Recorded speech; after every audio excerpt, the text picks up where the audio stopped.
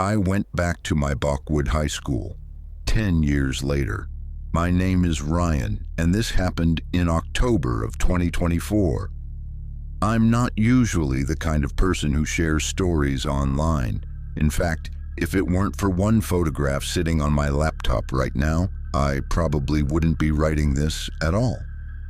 Even today, I don't know if what happened that night was paranormal, criminal, or just a series of coincidences that got inside our heads. All I know is that 4 of us went back to our old high school, and after that night, none of us ever looked at that place the same way again. When you're in high school, you spend every day wishing it would end. Then one day it does, and before you realize it, 10 years have passed. I graduated from Blackwood High School in 2014. Back then, Blackwood was a small town in Pennsylvania, the kind of town where everybody knew everybody, the kind of place people spent their entire lives in. My closest friends were Jake, Ethan, and Marcus. For 4 years, we were practically inseparable. Then life happened. College, jobs, relationships, moving away, the usual. We stayed in touch, but not the way we used to. Then one Friday night, Jake sent a message into our old group chat. Anyone else miss high school sometimes? That single message turned into hours of conversation. We shared old photos, talked about teachers, remembered stupid things we'd completely forgotten. For the first time in years, it felt like we were teenagers again. Then Jake suggested something that seemed harmless at the time. What if we went back? Blackwood High School had been closed for almost 6 years. A newer school had replaced it. The old building still existed, but nobody used it anymore. It sat abandoned on the edge of town. Most people ignored it, some people avoided it. The place had developed a strange reputation over the years. Nothing specific, just rumors, stories, the kind every abandoned building eventually gets. A week later, through a friend of a friend, Jake managed to get temporary permission to visit the property. The plan was simple: spend a few hours inside, relive old memories, take some photos, leave. Nothing more. We met just before sunset. The moment I saw the school again, I felt something I wasn't expecting: sadness. The building looked smaller than I remembered, older. The football field was overgrown, paint peeled from the walls. Several windows were boarded up. Time hadn't been kind to it.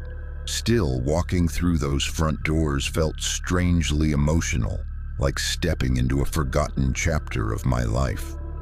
For the first hour, everything was perfect. We visited our old classrooms, sat in our old seats, made fun of teachers, took photos, laughed more than we had in years. Honestly, if we'd left then, this story wouldn't exist. Around 8:30 p.m., we made our way toward the second floor. That's when the atmosphere started changing. Nothing dramatic, just little things. The kind you don't think much about at first. For example, we kept hearing footsteps. Not loud footsteps, just faint sounds. Like someone walking somewhere distant in the building. Whenever we'd stop to listen, the sounds would stop too. Jake assumed it was the building settling. I wanted to believe that. About 30 minutes later, we entered the old library. Most of the books had been removed years ago. Dust covered everything. While exploring, Ethan found several old yearbooks. Soon we were flipping through them, laughing at terrible hairstyles and embarrassing photos. Then Marcus found something strange. One page had been removed. Not torn accidentally, carefully removed. The same page was missing from multiple yearbooks. Always the same student, always the same page. No explanation, just gone. At first, we thought it was a prank. Then Ethan found an old newspaper clipping tucked inside one of the books. The article mentioned a student named Emily Harper, a 17-year-old girl who disappeared in 2012. I vaguely remembered hearing about it. Back then, everyone assumed she had run away. The article said investigators never found enough evidence to determine what happened. Case unresolved. Eventually, people stopped talking about it. Like they always do, the more we read, the stranger things became. According to the article, Emily was last seen at school after a theater rehearsal.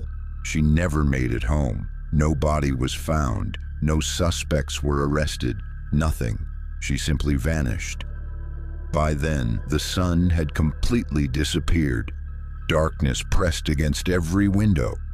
The school suddenly felt different. The nostalgia was gone. Something else had replaced it. Something uncomfortable. Around 10 p.m., Marcus suggested checking the auditorium. That was where Emily had supposedly been last seen. None of us were particularly excited about the idea, but curiosity won.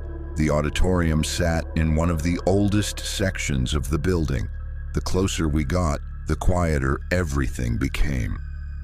Our conversations naturally faded. The hallway felt colder, not freezing, just noticeably colder than the rest of the school. When we finally reached the auditorium doors, one of them was slightly open. That immediately bothered me. The caretaker had told us we were the only people allowed inside, yet the door clearly hadn't been closed properly. Inside, the room was enormous.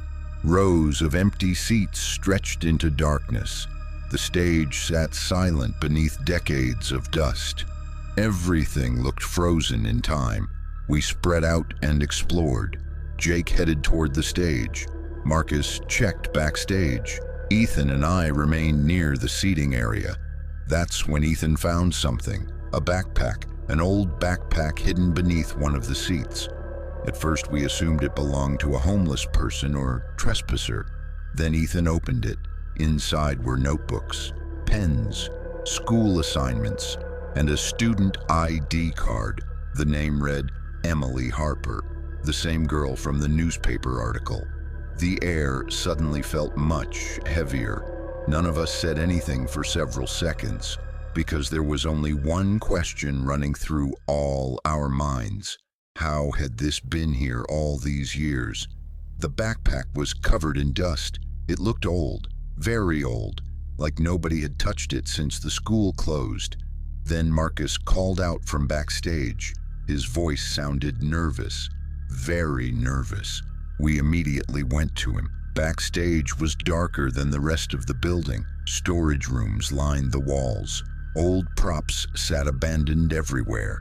Marcus stood near a small office. The office door was open. Inside, we found dozens of old boxes. Most contained theater equipment. One box contained documents, old documents, school records, attendance reports, student files, and one folder stood out. Emily Harper. None of us could believe it. The odds felt impossible. Inside was a report written by the school administration. The report described several incidents occurring weeks before Emily disappeared. Teachers claimed someone had been entering locked classrooms.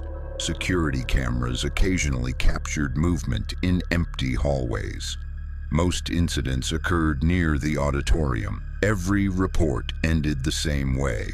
No explanation found.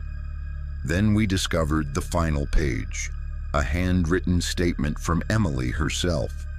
The date was only 3 days before she vanished. The statement read, "I know someone is staying in the building after hours. I've seen him twice. I told Mr. Walker, but nobody believes me." That was it. No name, no details, just that sentence. A strange silence filled the room, because suddenly this didn't feel like a ghost story anymore. It felt real, too real. Someone had been inside the school, someone Emily believed was dangerous, and 3 days later, she disappeared. Jake finally spoke. "We should probably leave." For the first time all night, nobody disagreed. As we headed toward the exit, we heard a loud crash somewhere above us. The sound echoed through the building. Everyone froze. Another crash followed, then another, like furniture being dragged across a floor. The noises came from the 3rd floor, a floor that had been officially sealed years earlier due to structural damage. Nobody should have been up there. Jake immediately assumed another group had entered the building. Honestly, that explanation made sense, at least at the time. Against our better judgment, we decided to check. The staircase leading upward was dark. Dust covered every step. Yet halfway up, Ethan stopped. His flashlight pointed downward. Fresh footprints, not ours, someone else's. The footprints continued toward the 3rd floor. Every one of us saw them, and every one of us immediately wanted to leave. But curiosity won again. We followed the tracks. The 3rd floor felt completely different from the rest of the building. Parts of the ceiling had collapsed. Windows were broken. Moonlight spilled through cracks in the walls. The footprints led down a hallway, then suddenly stopped, as if whoever made them had simply vanished. That's when we heard breathing, not loud, not dramatic, just breathing, somewhere nearby. We called out. No answer. The breathing continued. Slow, steady, close. Then a door slammed, hard. Somewhere at the end of the hallway, and for a split second, I saw someone, a figure, standing near the doorway, watching us. The moment my flashlight hit them, they disappeared. Nobody spoke, nobody needed to. We all knew we'd seen something, maybe not clearly, but enough. That was when we finally decided to leave. For real this time. We practically jogged toward the front entrance. None of us wanted to admit how nervous we were.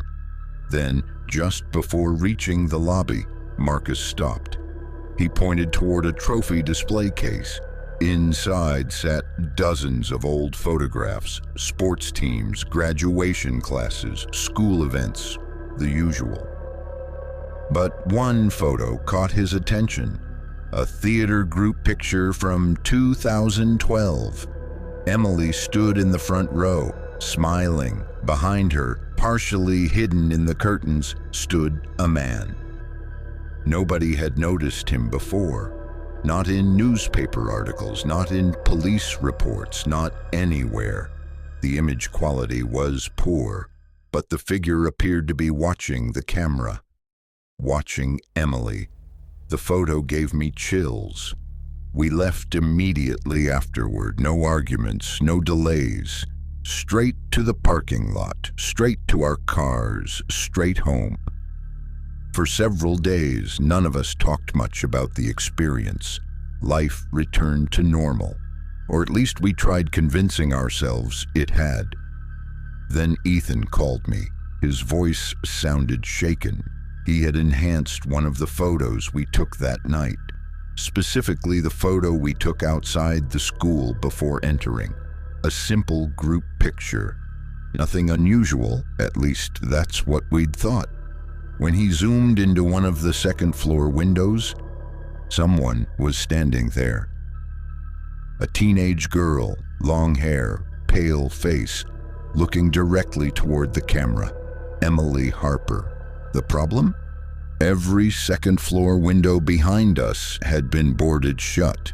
From the inside, there was no way anyone could have been standing there. To this day, I don't know what happened inside Blackwood High School. Maybe Emily saw something she wasn't supposed to see. Maybe someone really had been living inside that building. Maybe we encountered a trespasser. Maybe something else entirely. I honestly don't know. What I do know is this: 3 months after our visit, the building was demolished. Everything was destroyed. Every hallway, every classroom, every secret hidden inside. But that photograph still exists. I still have it. And every time I look at it, I notice something new, something I somehow missed before. Because Emily isn't looking at the camera, she isn't looking at us. She's looking at something standing directly behind us, something that wasn't visible when the photo was taken. And after realizing that, I stopped looking at the picture altogether.